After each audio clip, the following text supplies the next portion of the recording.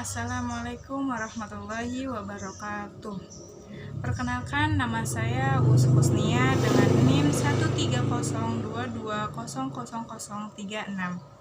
Saya akan mempresentasikan dan menjelaskan materi yang saya bawa ini, yaitu asas prinsip belajar dan pembelajaran.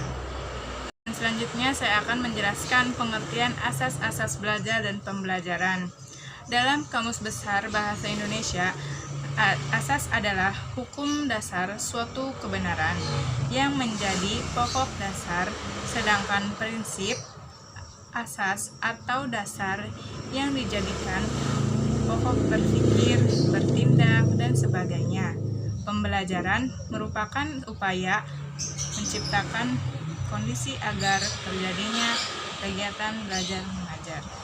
Selanjutnya ada macam-macam asas pembelajaran, ada 6 poin. Yang pertama, peragaan ialah suatu cara yang dilakukan oleh guru yang dimaksud memberikan kejelasan secara realita terhadap pesan yang disampaikan sehingga dapat dimengerti dan dipahami oleh para siswa.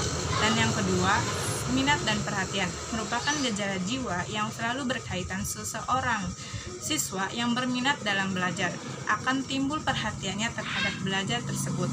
Dan yang ketiga, motivasi berasal dari kata Latin movere yang berarti menggerakkan. Makna motivasi menjadi perkembangan menurut Wordwosy 1985 dan menjelaskan motivasi sebagai suatu kondisi menyebabkan atau menimbulkan perilaku tertentu yang memberikan arah serta ketahanan pada tingkah laku tersebut.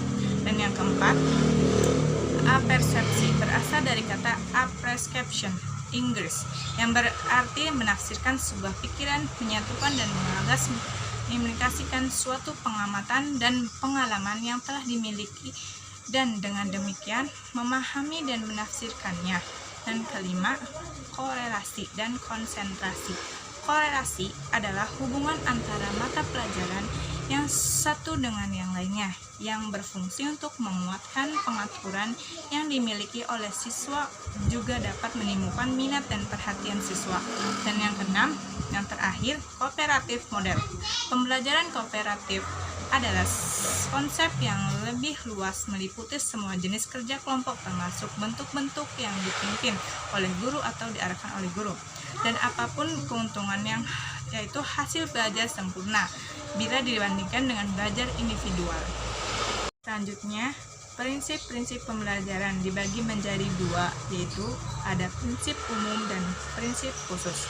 Adapun di sini prinsip umum adanya perubahan perilaku peserta didik memiliki potensi dasar dan perubahan tersebut menuju pencapaian kualitas ideal. Prinsip khusus dibagi menjadi dua.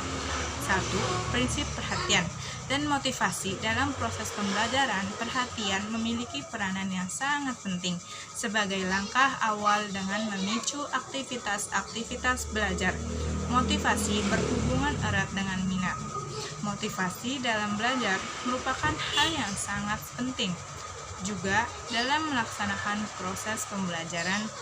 Dan yang kedua, prinsip keaktifan. Belajar pada hakikatnya adalah proses aktif di mana seseorang melakukan kegiatan secara sadar untuk mengubah suatu perilaku. Terjadi kegiatan merespon terhadap setiap pembelajaran.